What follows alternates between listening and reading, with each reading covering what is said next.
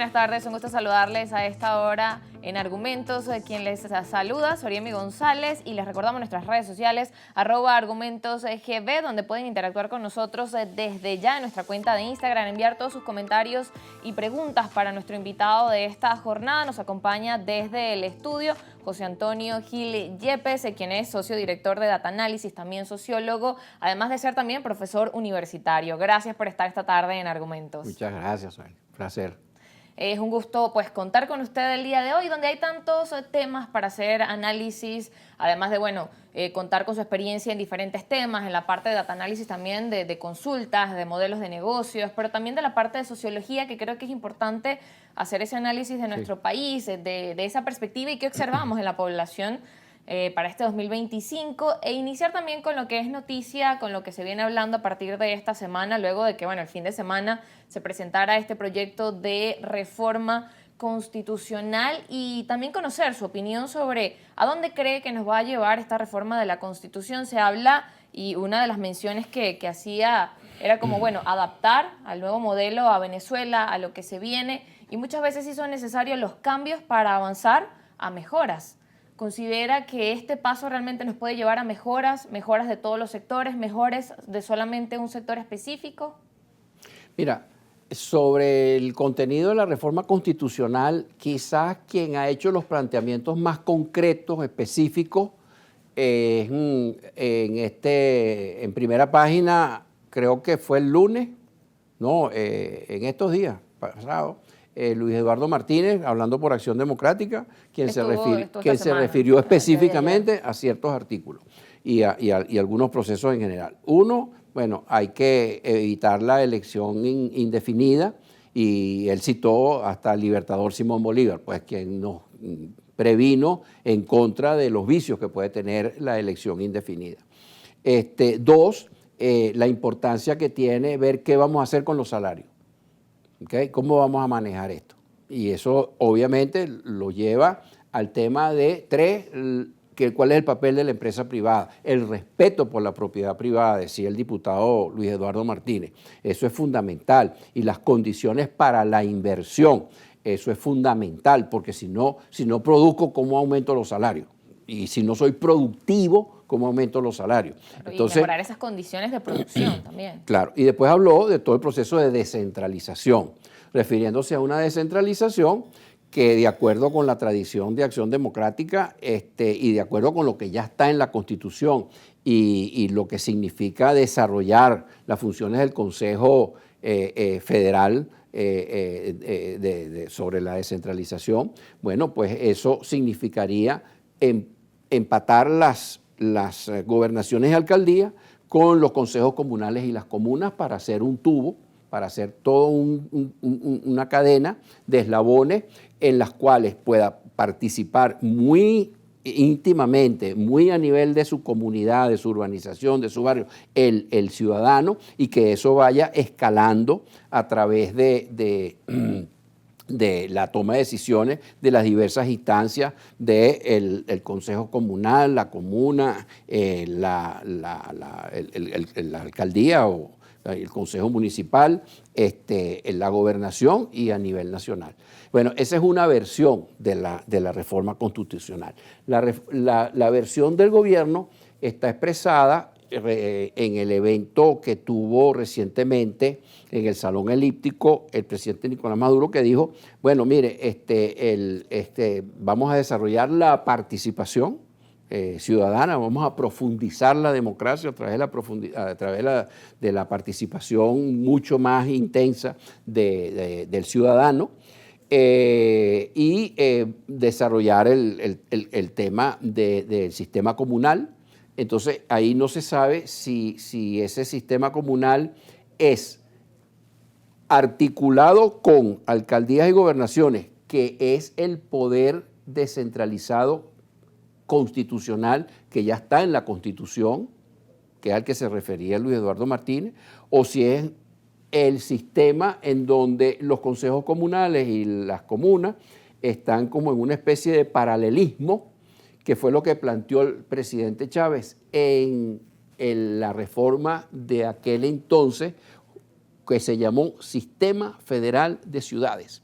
y eso se presentó para la reforma constitucional en el referendo consultivo para la aprobación de la población, que fue negado junto con la elección indefinida del presidente de la República, que era lo que estaba planteado en ese momento. Esos dos eran los grandes elementos de esa reforma. Bueno, ese paralelismo entre ese sistema federal de ciudades y las gobernaciones y alcaldías fue negado en esa reforma constitucional, en ese intento de reforma constitucional. Entonces, ¿cuál de las dos reformas es? Bueno, por una parte. Por la otra, el presidente Maduro se refirió a la necesidad de actualizar a Venezuela, de ponerlo en términos de modernización, de llevarnos adelante en la modernización. Ahí no abundó, pues no fue muy específico. Sí, no hay tantos detalles profundos. Sí, no mencionó nada sobre las elecciones indefinidas. Yo creo que definitivamente, si vamos a una reforma constitucional, yo creo que si le dijeras a la población venezolana, o me lo preguntas a mí, bueno, si no hay una sola cosa que vamos a reformar, bueno, elimina las elecciones indefinidas, por lo menos indefinidas. Recorta los plazos y si acaso 2 periodos, como en Estados Unidos la presidencia de la República, pero una elección indefinida de presidentes, gobernadores, alcaldes, todavía en diputados, si tienen una gran relación con la población, una cosa de esa, pudiera ser. Y bueno, y yo creo que algo que no mencionó Luis Eduardo Martínez, volver a crear el Senado, un Senado, pero yo creo que el Senado pudiera ser enfocado por otra vía. Los senados regionales, elegidos regionalmente, son senados que siguen estando controlados por los partidos políticos en cualquier país del mundo. Resulta que esas representaciones regionales y de los partidos que tuvieron su razón de ser, ¿okay?, en siglos atrás, en el siglo XIX, el siglo XX, eso ya no es la clave. ¿Por qué? ¿Cuál es la distancia que hay en la comunicación o en el transporte en el mundo moderno? Bueno, mínima. ¿Y cuáles son las grandes diferencias regionales que hay? Por lo menos en Venezuela, mínima. Ahora, donde sí hay diferencia y donde tendríamos que tener una instancia como el Senado, y sobre eso escribí un artículo en el Universal hace unos 5 o 8 años, en donde decía, sí necesitamos un Senado, pero un Senado de representación sectorial. Porque ¿dónde se toman las grandes decisiones? ¿A dónde y si hay grandes diferencias de intereses y criterios? Bueno, entre los empresarios, los trabajadores, las iglesias, los profesionales liberales, los maestros y profesores, ahí sí tendríamos que tener una representación, porque ahí donde quien aboga por esos intereses que benefician a su sector en particular. Y que son necesarios también. O entendiendo de que a largo plazo no podemos vivir en paz si no buscamos fórmulas de entendimiento y de beneficio para todo el mundo. Entonces, ese es el Senado que yo propondría. El presidente Maduro no habló de Senado.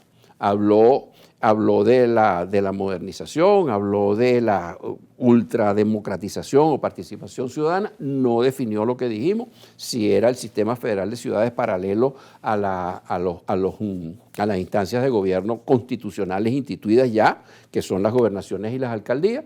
Y bueno, esas son las dos versiones de la Constitución, pero más claro está lo que dijo la gente de Acción Democrática que lo que nos ha dicho el presidente Maduro. Claro, y que también hay muchas dudas que se generan, por ejemplo, en este tema de las comunas. Muchos dicen, bueno, ¿a dónde nos va a llevar esto? ¿A qué modelo realmente va a incidir? Esto que se plantea que, bueno, si bien no sabemos a profundidad de qué va y que habría que esperar, bueno, el presidente ha dado un lapso de cerca de 90 días para que se terminara de definir este proyecto con la comisión que está encargada y bueno, luego presentar y saber en qué van también estos cambios que mencionaba, cerca de 80 artículos. Uno de los diputados que estaba aquí decía, bueno, 80 artículos es una gran cantidad de artículos que habría que revisar cuántos cambios genera, pues entonces cada uno de estos artículos? Sí, sobre 300 y pico, imagínate, 80 artículos viene siendo casi el 30%, pues, entre 25 y 30%. Es un porcentaje alto que generaría muchos cambios. Nos corresponde ir a la pausa, pero al regreso vamos a seguir conversando de esto. Y también, ¿qué tiene que ver, o sea, centrándonos a profundidad en las palabras de reforma? ¿Qué es lo que realmente se quiere? Y reformas quizás en otros aspectos a nivel de económico, político y social de nuestro país que realmente son necesarios para avanzar en lo que se quiere, que es la mejora del país en los distintos aspectos, más allá de lo que se habla de la parte constitucional. Pero lo vamos a seguir conversando al regreso de la pausa con José Antonio Gil Yepes. Ustedes no se muevan de argumento.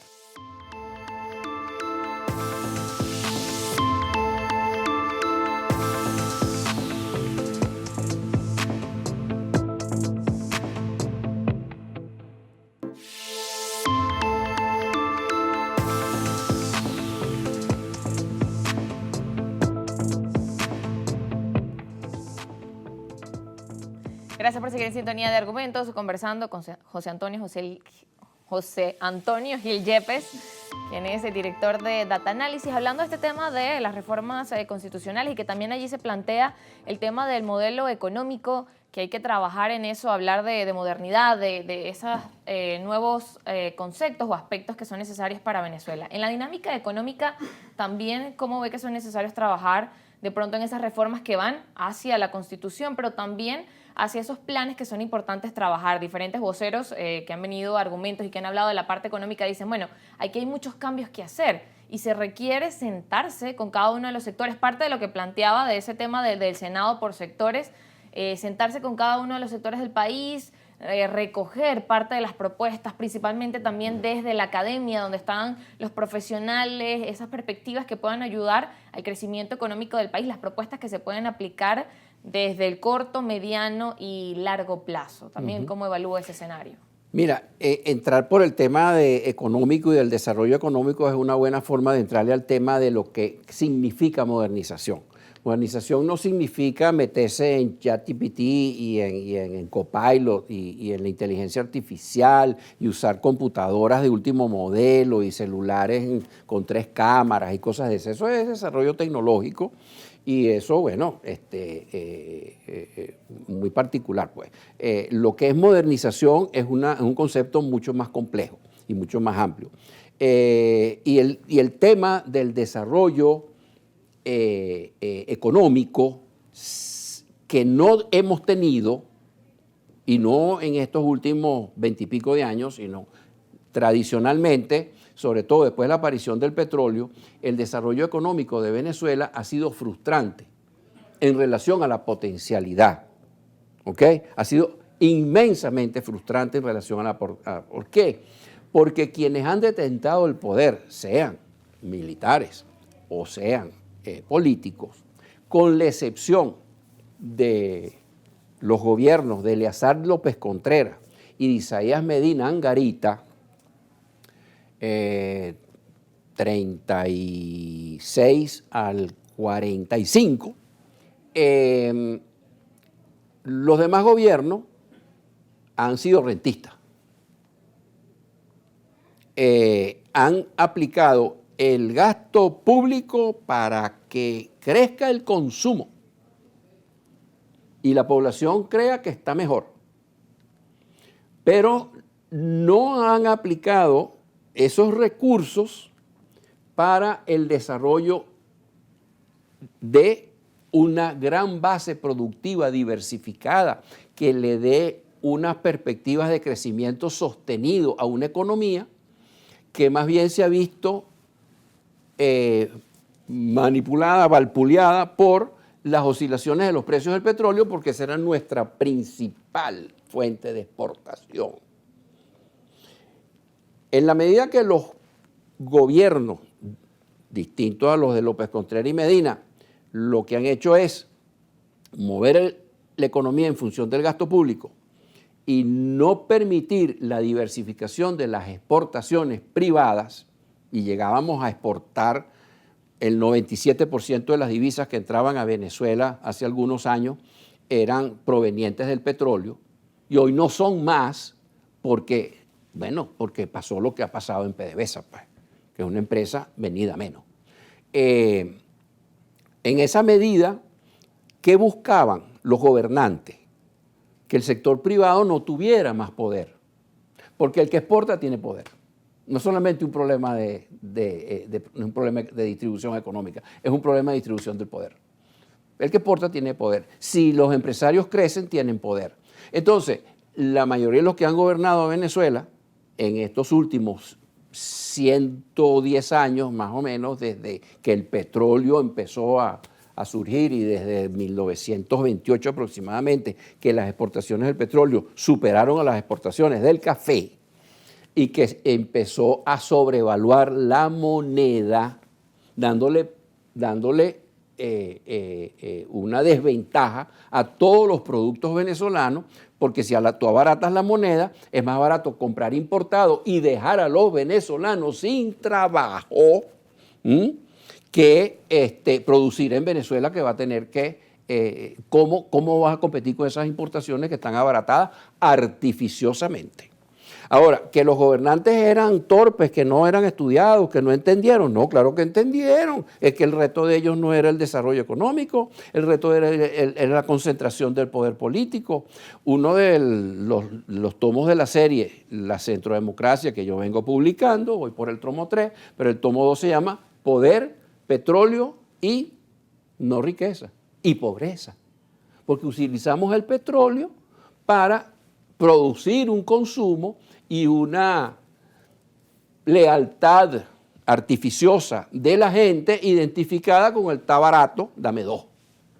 Ah, pero es que ese está barato, dame dos eran importaciones en 1974. Claro, y seguimos con Mercal con las mismas importaciones del está barato, dame dos. Claro, solo que los precios han cambiado. Pero los precios han cambiado, pero es el mismo modelo. Entonces, ¿qué es modernización? Modernización es un proceso de diferenciación del trabajo social. Estos son empresarios, estos son militares, estos son profesores, estos son profesionales liberales, estos son sacerdotes de diferentes religiones, estos maestros, etc. Ok, entonces, ¿qué plantea la modernización? Al crecer la producción, tú puedes especializar el trabajo, porque no todo el mundo tiene que estar arando la tierra. ¿Ok? Sino que cada quien tiene su área y se puede especializar. Entonces, cada especialización va a tener una visión del mundo diferente, tiene intereses distintos. Entonces, el reto de la modernización es cómo pongo de acuerdo a diferentes intereses. Por eso creo que hay que ir a un Senado, sí, por sectores, no por regiones, y representando a los diferentes sectores, no solamente a un sector que son los partidos políticos. ¿Ok?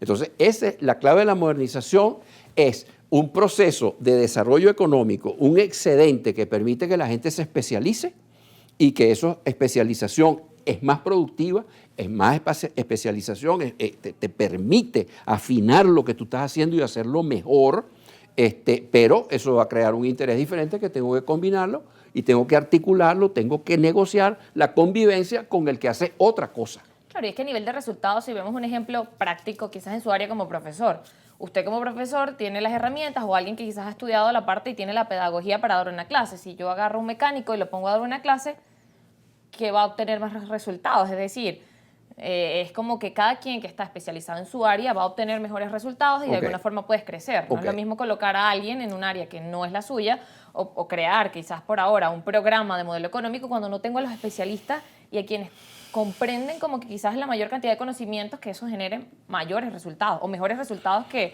al final permiten ese crecimiento. Sí, bueno, entonces en estos 100 años quienes han gobernado el país, con la excepción de López Contreras y Medina, le han apostado a utilizar una gran riqueza, pero para concentrar el poder, dejando afuera una gran cantidad de pobres que son los que se le voltean a esos gobernantes. Y por eso cambian los regímenes. Entre 20 y 40 años cambian los diferentes regímenes, porque tú no puedes dejar esa gran cantidad de pobres afuera. Cuando el doctor Caldera le entrega la banda presidencial a Nicolás Maduro, le está entregando 11% de desempleo y 37,8% de empleo informal. Recuerdo la cifra clarita, 1999. Tú me estás entregando 50% de pobres, chicos. Pero con todo ese petróleo que tú tuviste por tantos 80, 90 años para ese momento, ¿qué hiciste con ese petróleo? Ah, bueno, no, mira, yo lo utilicé para comerlo, lo utilicé para gastarlo, no lo utilicé para invertir, sino en infraestructura. Esa sí existe. Ajá, pero ¿dónde están los partidos fuertes relacionados y representando y trabajando en función de las necesidades de la gente y no de concentrar el poder y de llegar yo al poder? ¿Dónde está la gran diversificación de la producción empresarial y de las exportaciones empresariales venezolanas? ¿Dónde están los sindicatos que entienden que su principal aliado es una empresa y que tienen que abogar más porque le den cursos para profesionalizarse, para que puedan escalar en posiciones productivas, ser más eficientes, ser más productivos en sus trabajadores, en vez de decir, si no me das agua fría y un par de botas más todos los años y un uniforme más, te tranco la planta? ¿Qué es eso, chicos? ¿Qué tipo de sindicato es ese? Lo mismo para cada uno de los sectores. Tendríamos que haber desarrollado una institucionalidad, un respeto por la Constitución, un respeto por las leyes, una descentralización y una separación y complementariedad entre los poderes que no hemos tenido. Y que, como dicen, hemos tenido y que es una deuda de hace más de 100 años. Entonces no me digan que porque el gobierno gaste y la gente tenga algo más que comer, o porque tengamos carreteras, autopistas mejores que muchos países, aunque estemos golpeados, pues tenemos cosas mucho mejores que otros países. Esa es infraestructura. Sí, infraestructura. No son índices que a la larga son los que valen. Eso no es, ahí no hay equipo Venezuela. O sea, el ideal de la modernización es crear el equipo Venezuela. Y eso se refiere al primer libro que yo publiqué en mi vida en 1978, El reto de las élites. ¿Cuál es el reto de las élites? Ponerse de acuerdo. Y en el último capítulo dice el libro, y si nosotros no nos ponemos de acuerdo, desde el 78 hasta el 98, y el régimen se cayó, y se cayó por los votos, no fue que lo tumbaron. Porque la gente se cansó de esperar una riqueza que tenía derecho a esperar, pero no porque te dieran, sino porque tú, a través de los mejores empleos, habiendo podido diversificar la producción y las exportaciones venezolanas, tenías derecho a los mejores salarios. No lo hiciste, porque a través de la sobrevaluación de la moneda insististe en dejar las exportaciones privadas abajo y en concentrar el poder en los partidos políticos y en decirle a la gente, yo te doy. No. La gente no debe necesitar que nadie le dé nada. Cada quien tiene derecho a ganarse la vida. Ese es el primer derecho que tienen que poner en la Constitución. Bien, y ahora nos preguntamos y no es un sueldo, antes. no es un sueldo, es a ganarse la vida a través de una educación y una formación para el trabajo. Así es, si antes no se lograba eso, ahora ¿cómo puede ser? Ahora es una realidad. Nos lo va a responder después de la pausa. No se muevan, seguimos más adelante con más de argumentos.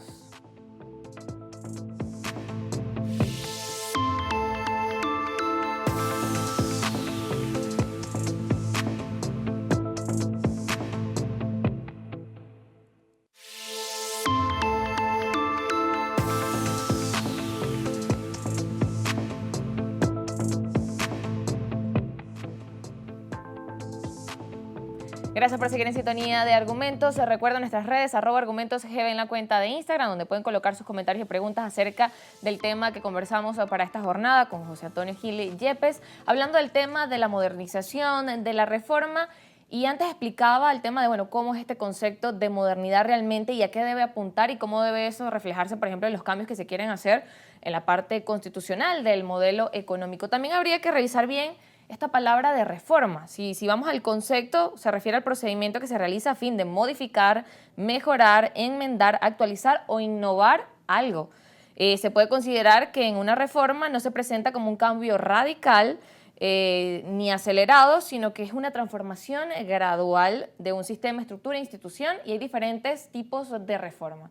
Entonces, cuando hablamos de este tema de reforma, que es cambiar, de innovar, que es para llevar a mejor, que es algo que va gradual y que busca la transformación, en ese nivel, ¿en qué otras reformas hay que trabajar en nuestro país? O sea, a nivel de estructura, a nivel de políticas, para esa mejora que queremos. Por ejemplo, hablaba de que, bueno, hay una deuda de hace 100 años de un modelo que se tenía y que hasta la fecha de hoy nos sigue pasando factura, donde no se ha creado ese modelo productivo que realmente nos permita crecer y no depender solamente del petróleo. Sí. Mira, podemos decir dos cosas sobre el tema de la modernización para añadir a lo que hemos dicho. En el caso de la modernización, con y sin reformas constitucionales, todos los sectores deben caer en cuenta que así como tienen la capacidad de especializarse en sus diferentes funciones, porque existen unos excedentes económicos en que no todos tenemos que estar sacando petróleo, ni cultivando la tierra, ni arando, ni sacando pescados del mar. La capacidad de hacer esas cosas diferentes y la libertad de hacerlo y los derechos para hacerlo, si bien pueden asumirse que existen derechos humanos y el derecho a la libertad y el derecho a la propiedad y el derecho al trabajo y el derecho, etcétera, eso no se puede poner en práctica, eso no se puede ejercer, ese derecho y esa libertad, si tú no te articulas con los que tienen las mismas posiciones. Es decir, tú vas a tener una sociedad organizada en diferentes cúpulas, o pirámides, que es lo que representaría los intereses de los diferentes sectores, que es lo que tendrían que estar representados en el Senado sectorial, no regional. Ok, entonces, si nosotros no tenemos cámaras empresariales fuertes, si nosotros no tenemos sindicatos fuertes, si no tenemos tecnócratas dentro del gobierno fuertes, que no son solamente políticos, sino que también hay tecnócratas con derechos. ¿Tú sabes cuántas personas tú puedes cambiar cuando hay un cambio de gobierno en Alemania? De repente puedes cambiar a los ministros y al canciller pues, de Alemania, etcétera. Pero la burocracia de los ministerios es inamovible. Y ahí hay un secretario general del ministerio que es una especie de ministro administrativo. A eso no lo puedes cambiar. Porque tú necesitas una burocracia que tiene que tener el derecho a que sus intereses sean respetados. No es que tú vas a venir ahora porque cambiaste el gobierno y cambiaste al ministro, entonces votan un gentío o los ponen a ganar sueldo, pero en un escritorio sin hacer nada, y meto a los míos nuevos de otro partido para que ellos hagan entonces. No, eso no lo puede hacer en Alemania. Eso es modernidad, eso es pluralismo, eso es democracia. Lo que pasa en estos países es un salvajismo, en donde tú crees que porque te nombraron en un alto cargo, tú puedes remover y cambiar a la gente y hacer lo que. No, eso no tiene sentido dentro del concepto de modernidad. Eso no es modernidad. Entonces tú tienes que tener interlocutores fuertes que eviten el valpuleo de los intereses de otro sector. Bueno, que el empresario quiere ganar más, sí, bueno, y el trabajador también, pues. Entonces, bueno, vamos a ver cómo nos ponemos de acuerdo. ¿Cómo nos ponemos de acuerdo? No repartiéndonos la torta del mismo tamaño, sino vamos a hacer que la torta crezca, vamos a invertir, vamos a producir más, vamos a adiestrarnos mejor para ejercer un trabajo más productivo y vamos a comprar más tecnología para hacer más producción y más productividad todavía. Bueno, esa es la clave de esa modernización que nosotros tenemos.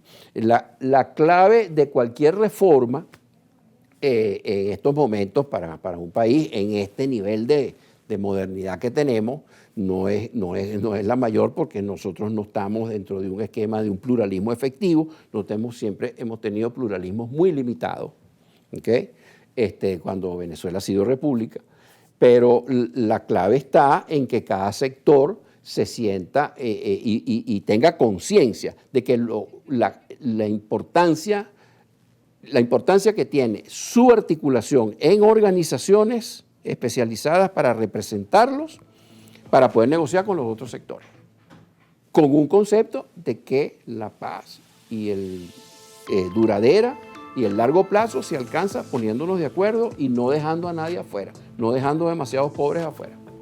Claro, y será posible entonces ese concepto de modernidad y quizás esos primeros pasos que hay que dar, porque como decía, es un proceso, y como hablamos también de las reformas, son procesos que son graduales y quizás, bueno, quieres avanzar a un espacio de modernidad o lo que quisiéramos ver en Venezuela, pero hay pequeños pasos que hay que comenzar a dar, sí. Hay pequeñas cosas y acciones sí. que hacer para ese fortalecimiento que usted mencionaba que es necesario realizar. Si lo que se está hablando es una reforma constitucional, vamos a poner un ejemplo de lo que significaría reforma y no una nueva constitución. Eso lo vamos a hacer luego de la pausa. Bueno. Ya venimos.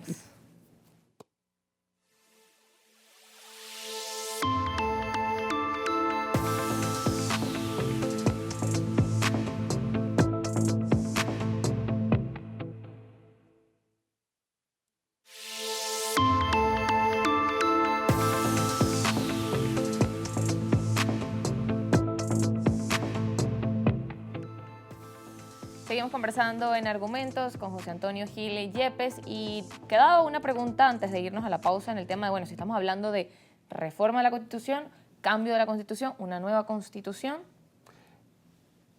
Lo que se está hablando es una reforma y una reforma no puede alterar los lineamientos básicos de la Constitución. Nosotros somos estamos concebidos en la Constitución actual como un Estado democrático de libertades plurales. Los trabajadores tienen derecho a ser trabajadores, los empresarios a ser empresarios, los políticos a ser políticos, los tecnócratas a ser tecnócratas, etcétera, etcétera, las religiones, etcétera. Entonces, y estamos estructurados en función de un modelo presidencial, en donde el Poder Ejecutivo, como en los Estados Unidos, como en Brasil, como en México, como en Argentina, etcétera, como en Perú, como en Ecuador, el Poder Ejecutivo es el poder y es elegido directamente por la población. Esas cosas no las puedes cambiar y lo llamas reforma. ¿Ok? O sea, tú me puedes llevar a mí a un referéndum consultivo para aprobar una reforma que incluya el que Venezuela pase a ser un régimen parlamentario. Eso no puede hacer. O en donde yo no vote por el presidente de la República. Eso no lo puedes hacer.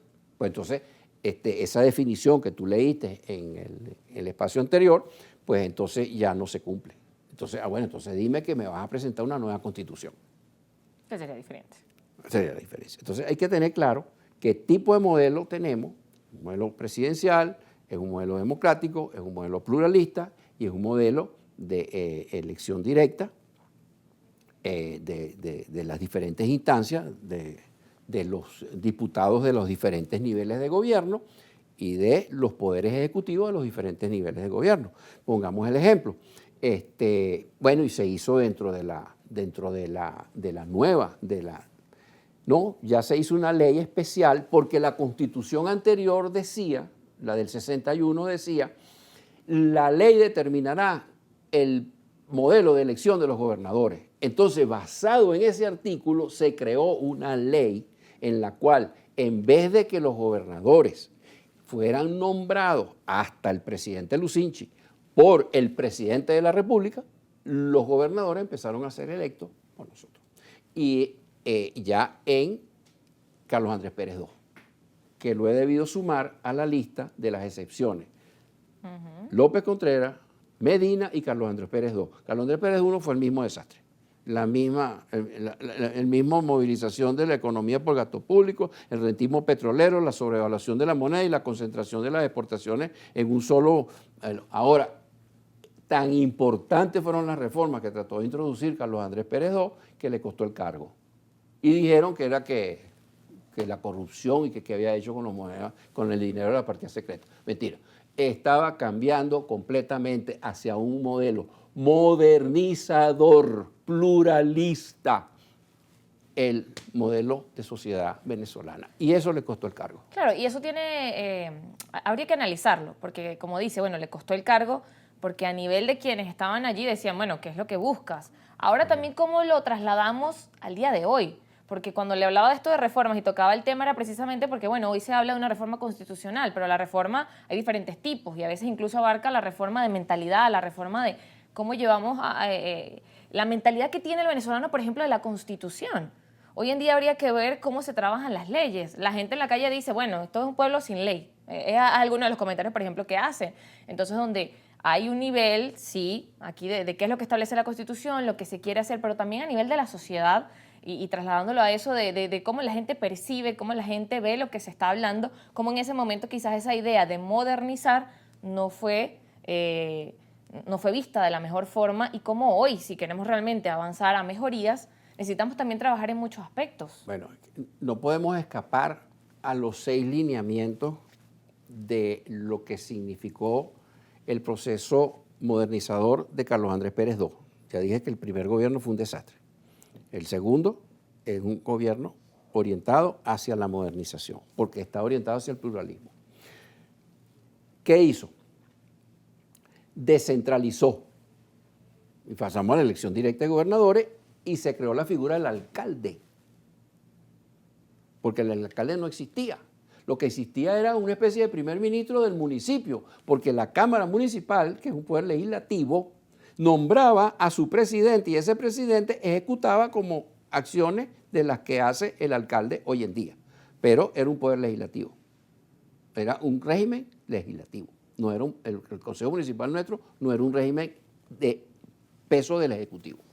Bueno, entonces descentralizó y privatizó, total o parcialmente, y llegaron a algunos contratos de gestión, etcétera, sumamente valiosos, en donde el gobierno comprometía a la empresa privada que iba a dirigir y a comprar esas acciones en mayoría y a manejar las empresas, las anteriores empresas del Estado, se comprometía a tener ciertos lineamientos, pues. Okay, como el caso, por ejemplo, de la CanTV o el caso de Sidor, etc. Bueno, dentro de esa privatización no solamente es que compraron acciones las grandes compañías privadas, no. La gran remuneración de los trabajadores de la CanTV y de Sidor y de Alcasi, Benalún, etc., venían no solamente de los excelentes sueldos que ganaban, sino que ganaban más como propietarios de las acciones. Eso es pluralismo, eso es respeto al derecho a la propiedad, eso es respeto al derecho a que yo sea bien remunerado. Y me hicieron accionista de esas empresas del Estado junto con la privatización con las grandes compañías internacionales o nacionales. Ahora, si yo descentralizo y yo privatizo, entonces con o sin participación del Estado y con y sin contratos de gestión y todas esas cosas que son muy importantes. La idea no es ningunear al Estado, es una ridícula, es un infantil, eso no es plural, Ningunear al Estado y multiplicarlo por cero, eso no es plural. Entonces, si yo quito estas dos cosas, ¿qué está pasando? Que yo estoy despresidencializando, le estoy quitando poderes a la presidencia de la República. Porque quien nombraba a los directores de las empresas del Estado, el presidente de la República. Y quien nombraba a los gobernadores, el presidente de la República. Entonces yo estoy despresidencializando. De las tres reglas, ya estoy trampeando estas tres. Ahora, ¿cómo se tomaban las decisiones en Venezuela? A través de los partidos. ¿Qué hizo Carlos Andrés Pérez? Le bajó 2 a los partidos y empezó a preguntarle a los empresarios y a los trabajadores, mira, ¿cómo vamos a hacer esto? Entonces la cosa se hizo más tripartita, mucho más tripartita. Siempre ha existido el tripartismo, pero se hizo mucho más tripartita. Entonces ya no era la hegemonía de los partidos, sino que incluimos en los procesos de toma de decisiones, sobre todo las económicas, a los empresarios y los trabajadores. Y el quinto punto era ¿cuáles son las políticas sociales? Las políticas sociales de antes era gasta más del sector público, gasta más, si se te acaba la plata del petróleo, endéudate, pero reparte eso para que se lo coman, para que no critiquen al gobierno. Bueno, pésima fórmula, porque cada vez que se bajaban los precios del petróleo del 80 en adelante, que empezaron a darnos unas grandes sorpresas, estábamos en unas situaciones sumamente comprometidas y después venían unos ajustes económicos horribles. ¿Okay? Con unos grandes sacrificios que no servían para nada, porque después que emparejaban las cuentas, volvían a las andadas. ¿Okay? Entonces, ¿cuál era la principal política social del segundo gobierno de Carlos Andrés Pérez? El empleo bien remunerado, la diversificación de la producción privada y la diversificación de las exportaciones no petroleras. ¿Y con qué se financiaban estos 5 errores? Exceso de presidencialismo, de centralismo, de partidismo, de populismo. ¿Con qué se financiaban esos 5 errores? Se financiaban con la gran renta petrolera que teníamos. Entonces, ¿y qué hizo Carlos Andrés Pérez con la gran renta petrolera? Que era el modelo de la OPEP 2, ya a partir del 73 en adelante, en donde lo que se buscaba era maximizar los precios y no aumentar la producción para incrementar los ingresos, y que trajo los descalabros macroeconómicos que trajo esa segunda política de la OPEP. Bueno, Carlos Andrés Pérez se propuso aumentar producción y tratar de estabilizar precios. dándose cuenta que Venezuela tenía unas grandes ventajas en el mundo a nivel petrolero, porque tiene las principales reservas de petróleo del mundo. Entonces a ti no te interesa que el petróleo lo desplacen. ¿Por qué? Porque tú andas vendiendo caro. No, modera los precios y no dejes entrar a tus competidores ni a otras fuentes de energía. Entonces, por eso sacaron a Carlos Andrés Pérez. Esa es una verdadera reforma que no tuvo nada que ver con la reforma constitucional. Bien. Es una reforma democratizadora que le costó el cargo. Es importante evaluar ese tema de la reforma. Nos vamos a la pausa para luego finalizar con esta última idea de nuestra conversación con José Antonio Gil Yepes. Ustedes no se muevan de argumentos.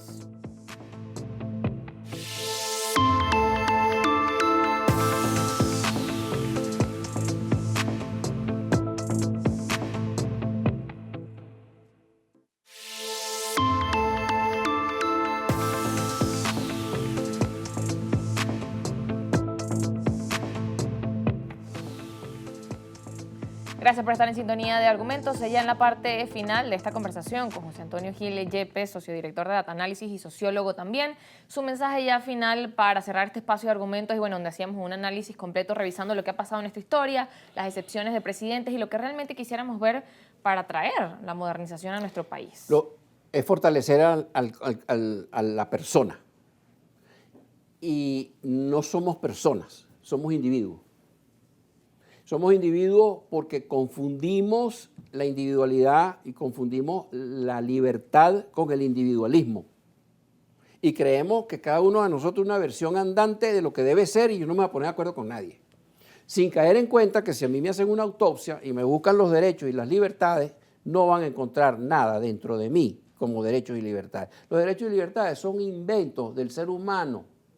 Es un proceso cultural a través del cual el ser humano dice, caramba, la gente tiene que tener libertades, la gente tiene que tener unos derechos particulares de cada persona, hay derechos humanos reconocidos hasta por las Naciones Unidas, y derecho a propiedad, etcétera, y derecho al trabajo, y derecho a la vivienda, ¿cómo no? Ajá, pero ¿de dónde se logra eso, esos derechos? Porque hay unos que piensan así, se pusieron de acuerdo para defender esos derechos contra quienes no quieren que tú tengas esos derechos.